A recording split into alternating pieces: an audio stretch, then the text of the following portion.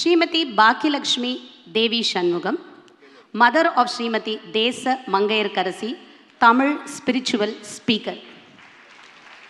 Spiritual ஸ்பீக்கரா இல்லை இவங்க தமிழ் ஸ்பிரிச்சுவல் சீக்கரா அப்படின்னு தெரியாத அளவுக்கு ஆத்ம ஞான மையம். அவங்களுக்கு இன்ட்ரொடக்ஷன்லாம் எதுவுமே அவசியம் இல்லை. ஸோ அதனால் என்னோட 1 மினிட்டை நான் அதுக்கு வேஸ்ட் பண்ண போகிறதில்ல. ஸோ ஆத்ம ஞான மையம் அப்படிங்கிறது எவ்வளோ ஒரு உன்னதமான ஒரு விஷயம், அவங்களுடைய ஒரு விஷனில் உருவானது. ஏன்னா இன்றைக்கி நம்மளுடைய 2 தூண்கள், இந்த கலாச்சாரத்தோட 2 தூண்கள், குருகுல முறை அதையும் இழந்துட்டோம் மெக்கலே எஜுகேஷனுக்கு.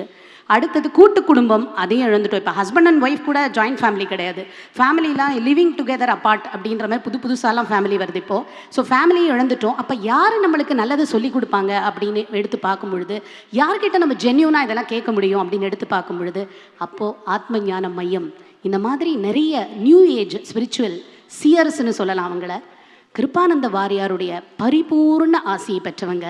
அவங்க ஒரு ப்ராடஜி. அம்மா உங்களுக்கு தெரியும், ஒரு ப்ராடஜியை ஒரு சின்ன வயசுலேயே ஒரு பயங்கர டேலண்ட் இருக்கிற ஒரு குழந்தை நம்ம வீட்டில் இருந்ததுன்னா அது ரொம்ப இன்பமான விஷயந்தான். ஆனால் அதுவே ஒரு இன்பமான சுமையும் கூட. ஏன்னா அதனுடைய அந்த யூனிவர்சல் எனர்ஜி எக்கச்சக்கமாக இருக்கும் அந்த குழந்தைகிட்ட. அதை மேனேஜ் பண்ணுறது அப்படிங்கிறது சாதாரண விஷயம் இல்லை. அதை ரொம்ப அருமையாக அவனுடைய அப்பாவும் அம்மாவும் மேனேஜ் பண்ணி ஒரு நல்ல குடும்ப வாழ்க்கை, ஒரு நல்ல நேர்மையான வாழ்க்கை, நல்ல மக்களுக்கு அறிவுறுத்தி நல்வழி செய்யறதுக்கு அந்த குழந்தைய நல்லா வளர்த்துருக்காங்க. பரதம் தெரியும் அவங்களுக்கு, இசை தெரியும், 3 மொழிகள் தெரியும். ஆன்மீகத்தை உலகமெல்லாம் பரவும் வகை செய்தல் வேண்டும்னு பாரதி சொன்ன மாதிரி உலகம் ஃபுல்லாக ட்ராவல் பண்ணி நம்முடைய கலாச்சாரத்தை பரப்பிட்டு வராங்க. அம்மா மங்கையர்கரசி அம்மா, நீங்கள் உங்கள் அம்மா எப்படியா இருந்தாலும் முதல்ல பூஜை ரூமில் கூட்டிகிட்டு போய் சாமி கும்பிடு அப்படின்னு அம்மா தான் சொல்லியிருப்பாங்க இல்லையா? ஸோ உங்களுக்கும் அம்மா தான் டெஃபினட்டாக எல்லாருக்கும் மாதிரி உங்களுக்கும் அம்மா தான் ஆரம்பிச்சிருப்பாங்க உங்கள் ஆன்மீக பயணத்தை. அப்படி எந்த வகையில் அவங்க உங்களை இம்பேக்ட் பண்ணாங்க, அந்த மாதிரி ஒரு இன்ட்ரெஸ்டிங் மூமெண்ட்ஸ் எங்களோட பகிர்ந்துக்கணும்னு கேட்டுக்கிறேன். அனைவருக்கும் இனிய மாலை வணக்கம்.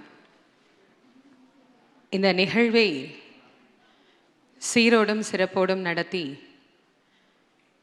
இந்த மேடையில் இருக்கக்கூடிய சிறப்பு விருந்தினர்களுக்கு மட்டும் இல்லாது இந்த உலக மக்கள் அனைவருக்குமே ஒரு அழகானதொரு பாடத்தை தாய் என்றால் யார் என்று உணர்த்தக்கூடிய ஒரு நல்ல நிகழ்வினை இத்தனை ஆண்டுகளாக தொடர்ந்து சிறப்பாக நடத்தி வரக்கூடிய நம்முடைய முரளி ஐயா அவர்களுக்கும் இந்த கிருஷ்ணா ஸ்வீட்ஸ் குழுமத்தினருக்கும் முதல்ல என்னுடைய பணிவான நன்றியும் வணக்கமும்.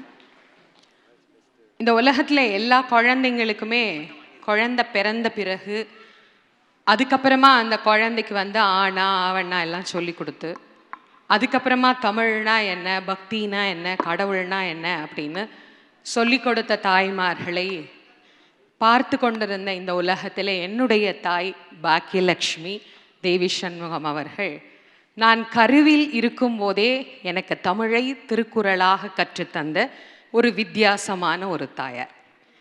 என்னுடைய தகப்பனார் ஒரு நாடக நடிகர் தேவி சண்முகம். அவர் தன்னுடைய நாடகத்திற்காக திருக்குறளை படிக்க வேண்டும் அப்படின்ன போது என் குருநாதர் வள்ளல் வாரியார் சுவாமி அவர்கள் தான் எங்கள் அப்பாவுக்கும் குருநாதர். அவர் நீ நிறைய திருக்குறள்லாம் படிக்கிற, அதனால் அவங்க 2 பேருக்கும் குழந்தை இல்லாமல் ஒரு 7 வருஷம் கஷ்டப்பட்டப்போ சஷ்டி விரதம் இரு, குழந்தை பிறக்கும் அப்படின்னு சொல்லி நான் கருவில் இருக்கும்போது கருவில குழந்தைக்கு காது கேட்கும், அதனால் நீ இப்போ என்னெல்லாம் படிக்கிறியோ அதெல்லாம் அந்த குழந்தைக்கும் கேட்கும்னு வாரியார் சுவாமி சொல்ல, கருவிலேயே எங்கள் அம்மா எனக்கு திருக்குறளை திருவள்ளுவருடைய நாடகமாக அப்பாவும் அம்மாவும் எழுதினாங்க. எனக்கு பேச கற்றுக் கொடுத்த முதல் வார்த்தைகளே அகர முதல எழுத்து எல்லாம் ஆதி பகவன் முதற்றே உலகு. இதுதான் நான் முதல்ல படித்தேன். அப்பா அம்மா தாத்தா பாட்டி அதெல்லாம் நான் படிக்கல. எனக்கு எங்கள் அம்மா ரொம்ப எளிமையாக அழகாக ஒன்று சொல்லி கொடுத்தாங்க. ஒரு நாளைக்கு 10 குறள் நீ மனப்பாடம் பண்ணி ஒப்பிச்சின்னா உனக்கு ஒரு சாக்லேட் தருவேன் அப்படின்னாங்க. இன்றைக்கி திருக்குறள் பெருமையெல்லாம் அன்னைக்கு எனக்கு எதுவுமே தெரியாது. 2.5 வயசில் எனக்கு என்ன தெரியும்? நான் சாக்லேட்டுக்கு ஆசைப்பட்டு தான் சத்தியமாக திருக்குறள் படித்தேன். 133 சாக்லேட் சாப்பிட்டு 1330 திருக்குறளை நான் மனப்பாடம் பண்ணேன். இன்னைக்கு ஆன்மீக மேடையாக இருந்தாலும் சரி, தமிழ் மேடைகளாக இருந்தாலும் சரி, பள்ளி கல்லூரி மேடைகளாக இருந்தாலும் சரி, தைரியமாக என்னால் அந்த மேடையில் ஏறி எவ்வளவு நேரம் அவர்கள் வேண்டும் என்று கேட்கிறார்களோ அவ்வளவு நேரம் என்னால் பேச முடிகிறது என்றால் வள்ளுவர் எனக்கு முதலில் தந்த ஆக்கமும் ஊக்கமும், அந்த வள்ளுவத்தை எனக்கு முதலில் விதைத்தது என்னுடைய தாயார். அதுக்காக வாழ்க்கையில் எல்லாருக்குமே ஒரு விஷயம் ஒன்று தோணும். சில நேரங்களில் வளரணும்னு நினைக்கும் போது அதற்கு பல தடைகளும் வரும், பல சோதனைகளும் வரும். ஆனால் அந்த நேரத்தில் நமக்கு யார் ஆக்கமாக ஊக்கமாக இருக்கிறாங்க அப்படின்னு, இன்னைக்கு ஒருத்தர் பேசணும் பாடணும் அப்படின்னா இன்றைக்கு நிறைய சமூக வலைத்தளங்கள் வளர்ந்துருச்சு, மேடைகள் சுலபமாக கிடைக்கும். ஆனால் நான் வளர்ந்த காலத்தில் அதெல்லாம் கிடையாது. நான் 1984 பிறந்தவள். என் வயசு என்னன்னு நீங்களே முடிவு பண்ணிக்கோங்க. நான் 6 வயதில் முதலாக மேடையில் என்னுடைய குருநாதர் வள்ளல் வாரியார் சுவாமி அவர்கள் மதுரையில் ஆடி வீதியில் என்னை அரங்கேற்றம் பண்ணி வச்சார். 6 வயசில் முத மீனாட்சி எல்லாரும் பார்த்துருப்பீங்க, மீனாட்சி பேசுனா எப்படி இருக்கும்னு இப்போ கேளுங்க அப்படின்னு மைக்கை என் பக்கமாக திருப்பி பேசுமான்னார். அன்னைக்கு அவர் கொடுத்த மைக்கு தான் அவர் போட்ட பிச்சை. இன்னைக்கும் இந்த மேடையில் மைக்கை கையில் பிடிச்சிட்டு நின்றுட்டு இருக்கேன். 6 வயசில் அவர் ஆரம்பிச்சு விட்டுட்டார், ஆனால் வளர்க்கணுமே. எங்கள் வீட்டுக்கு பக்கத்தில் ஒரு கோயில், அங்கே என்னை பேசலான்னு சொல்லி கூப்பிட்டாங்க. ஒருத்தர் கூப்பிட்டாரு, ஆனால் 4 பேர் இல்லை, டைம் இல்லைன்னா. நானும் பாவாடை சட்டையெல்லாம் போட்டு ரெடியாகி போய் ஜம்முன்னு பேச போகிறேன்னு என் ஸ்கூல் ஃப்ரெண்ட்ஸ் எல்லாம் கூப்பிட்டு உட்கார வச்சிட்டேன். இன்றைக்கி நான் பேச போகிறேன், இன்றைக்கி நான் பேச போகிறேன். செகண்ட் ஸ்டாண்டர்டோ என்னமோ படித்தேன். அவங்க எல்லாம் பேசுகிறாங்க, எனக்கு மைக்கே வரல. கடைசியில் நேரம் இல்லைன்னு நிகழ்ச்சியை முடிச்சுட்டாங்க. வீட்டுக்கு போய் நான் அழுதுருக்கேன் பாருங்க, 2 நாள் அழுதேன். எங்கள் அம்மா எனக்கு ஒரு சத்தியம் பண்ணாங்க, அடுத்த வருஷம் இதே மேடையில் உன்னை நான் பேச வைக்கிறேன் அப்படின்னு சொல்லிட்டு, அந்த நிகழ்ச்சிக்கு யார் நடத்துகிறாரோ எங்கள் வீட்டில் இருந்து அவர் வீட்டுக்கு தினம் பஸ் பிடிச்சி என்னை கூட்டிக்கிட்டு எங்கள் அம்மா டெய்லி அவர் வீட்டுக்கு போவாங்க. அவர் ஒரு பெரிய அதிகாரி, அவர் எங்களை பார்க்கவே மாட்டார். நாங்கள் அப்படியே அந்த வாசல்லே உட்கார்ந்துருப்போம், நின்றுட்டே இருப்போம், பார்த்துட்டே இருப்போம். அவர் வருவார், சார் நாளைக்கு வர சொன்னார், சரிங்க. சார் நாளைக்கு வர சொன்னார், சரிங்க. 1 வருஷம் அவமானப்பட்டு கஷ்டப்பட்டு அதே மேடையில் எங்கள் அம்மா என்ன பேச வச்சாங்க. அன்னைக்கு எங்கள் அம்மாவுக்கு நான் சத்தியம் பண்ணி கொடுத்தேன், இந்த மேடையில் நீ எப்படி என்னை அறிமுகம் பண்ணி வச்சியோ அந்த மரியாதையை என்னைக்கும் நான் காப்பாற்றுவேம்மா அப்படின்னு சொல்லி எங்கள் அம்மா எனக்கு சொன்ன ஒரே ஒரு விஷயம்தான், எல்லா மேடையும் உனக்கு முதல் மேடை. ஒரு முதல் மேடைக்கு எப்படி நீ தயாராகுவிதோ அப்படித்தான் ஒவ்வொரு நாளும் நீ தயாராகணும். என்னைக்குமே நீ வளர்ந்த பேச்சாளர்னு ஒரு நாள் கூட நீ நினைக்கவே கூடாது. தினம் படிக்கணும், ஒவ்வொரு மேடையும் உனக்கு புது மேடை. மக்களை அறிவாளிகள் என்று நினைத்து கொண்டு நீ மேடையில் பேசு, அப்பதான் உன்னுடைய பேச்சுக்கு மரியாதை கிடைக்கும் அப்படின்னு இன்னைக்கு வரைக்கும் எங்கள் அம்மா கற்றுக் கொடுத்த அந்த ஒரு பாடத்தை தான் நான் என்னுடைய மேடைகளில் பயன்படுத்துகிறேன்.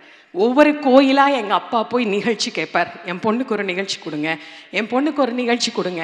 ஆனால் கடந்த சில ஆண்டுகளுக்கு முன்னாடி இந்து சமய அறநிலையத்துறையின் உயர்நிலை ஆலோசனை குழு உறுப்பினராக நான் நியமிக்கப்பட்ட போது நான் சந்தோஷப்படலை. எனக்கு பொறுப்புகள் அதிகமாகுதேன்னு நான் யோசித்தேன். ஆனால் என்னை விட மிக மிக மகிழ்ச்சி அடைந்தது என்னுடைய தாயாரும் தந்தையாரும் தான்.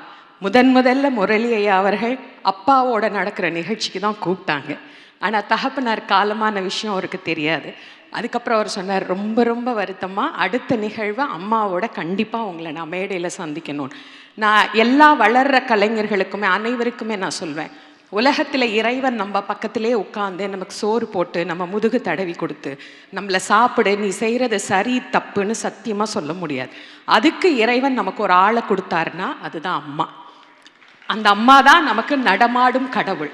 அதனால்தான் அவள் இருக்கிற சுமக்கிற இடத்துக்கு கருவறை அப்படின்னு பேர். இறைவன் இருக்கிற இடத்துக்கும் அதனால்தான் கருவறைன்னு பேர். சிவபெருமானே ஆசைப்பட்டு தாயுமான சுவாமின்னு பேரை வலிய வாங்கி கொண்டார். அதனால மேடையில் இருக்கிற அத்தனை தாய்மார்களுக்கும், இந்த உலகத்தில் ஒவ்வொரு குழந்தையும் நல்ல குழந்தையாக தந்து கொண்டு இருக்கக்கூடிய எல்லா தாய்மார்களுக்கும் என்னுடைய மனமார்ந்த வாழ்த்தையும் நன்றியையும் அன்போடு தெரிவித்துக் கொள்கிறேன். எங்கள் அம்மாவுக்கு நான் எப்பயுமே நன்றி சொன்னதே கிடையாது. ஆனால் இன்னைக்கு இந்த மேடையில் எங்கள் அம்மாவுக்கு நான் நன்றி சொல்கிறேன், என்ன ஒரு பெண்ணாக பெற்று. ஏன்னா நிறைய பேர் இந்த ஆன்மீக உலகத்தில் ஒரு பெண் எப்படி வாழ முடியும், எப்படி ஜெயிக்க முடியும்னு கேட்பாங்க. எங்கள் அம்மா சாரதா நம்பியாரூர் எனக்கு தெரியும். ஒரு பெண்ணா எப்படி மேடையில் ஜெயிக்க முடியும் அப்படிங்கிறத தாண்டி இன்னைக்கு இந்த மேடையில் உலகம் முழுக்க இத்தனை கோடான கோடி ரசிகர்களை பெற்று தந்ததற்கு காரணமாக விளங்கக்கூடியது எங்கள் அம்மா. நீ சொன்னதை என்னைக்கும் காப்பாற்றுவேன். நன்றி. என்ன ஒரு அருமையான உணர்ச்சி குவியல். எல்லாருக்கும் கண்ணில் தண்ணி வந்துடுது. அதுதான் ஒரு நல்ல பேச்சாளர் அப்படிங்கிறது. அவங்களோட நினைவாற்றலை பற்றி சொல்ல மறந்து போயிட்டேன் நான். இந்த நினைவாற்றல் அப்படிங்கிறது வந்து ஒரு பர்ஃபெக்ட்லி ஆர்கனைஸ்டு நியூரல் ஸ்ட்ரக்சர் பிரெயினில் இருந்தால் தான் குறிப்பே வச்சுக்காத பேசுவாங்க. நம்ம பழைய படம் ஒன்று பார்த்துருக்கோம். ஜனகராஜ் ஒரு இடத்துல ரத்னா கேஃபில் சாப்பிட்டுட்டே இருப்பார். பணம் இருக்கா டெஸ்ட் பண்ணிகிட்டே இருப்பார். அந்த மாதிரி நிறைய பேசுகிறவங்க கையில் குறிப்பு வச்சுன்னு ஏதாவது தப்பாக பேசிடுவோமோ அப்படின்னு ஒரு பயம் இருந்துகிட்டே இருக்கும். அவங்க வந்து she is very confident about அவங்களுடைய ஓன் எபிலிட்டிலையும் அதே சமயத்தில் கடவுளுடைய அருள்லையும். தேன் வந்து பாயுது காதினிலேன்னு சொல்லுவோம். சாக்லேட்டாக வந்து பாஞ்சிருக்கு அவங்களுக்கு. பாஞ்சு சாக்லேட்டை சாப்பிட்டு திருக்குறளையும் கலைபரம் பண்ணியிருக்காங்க. அதனால் திருக்குறளே வளர்ந்துருக்கு இவ்வளோ உயரமாக அப்படின்னு பார்க்கும்பொழுது ரொம்ப சந்தோஷமாக இருக்குது. மிக்க நன்றி அம்மா. அனைவருக்கும் நன்றி. தம்மின் தம்மக்கள் அறிவுடைமை மாநிலத்து மண்ணுயிர்க்கு எல்லாம் இனிதும்பாங்க. யாருமே வந்து தான் அறிவாளின்னு நினைப்பாங்களே வழியா தன்னை விட ஒருத்தவங்களை அறிவாளின்னு ஒத்துக்க மாட்டாங்க. அப்படி ஒத்துக்கிறதுனா அது தன்னுடைய குழந்தைகளாக தான் இருக்கணும். பாருங்கள், என்னை விட என் பிள்ளை எவ்வளோ அறிவாளியாக இருக்குது பாருங்க அப்படின்னு சொல்லுவாங்க. நான் மட்டும் சொல்லலை, இந்த சபை மட்டும் சொல்லலை, என் குழந்தைய இந்த நாடே சொல்லுது. இப்படி ஒரு குழந்தைய கொடுத்த அந்த முருக கடவுளுக்கும் அதற்கு குருநாதராக இருந்த என் வாரியார் சாமிக்கும் எனக்கு தோளுக்கு தோள் கொடுத்து வளர்க்க உதவிய என் கணவருக்கு இந்த நேரத்தில் நன்றியை சொல்லிக்கிறேன். நாங்கள் வந்து இந்த குழந்தைய வந்து ஓரளவுக்கு வளர்த்தோம். ஆனால் எங்களுடைய மாப்பிள்ளை வந்து இமயத்தில் ஏற்றி வச்சுருக்காங்க. இந்த சபையில் அவங்களுக்கு எங்கள் குடும்பம் இல்லை, எங்கள் எல்லோரோட சார்பாகவும் எங்கள் நன்றியை சொல்லிக்கிறோம். எங்கள் மாப்பிள்ளையும் என் பொண்ணும் நல்ல ஆரோக்கியத்தோடும் உடல் நலத்தோடும் மனமகிழ்வோடும் வாழணும்னு அந்த இறைவனை வேண்டிக்கிறேன்.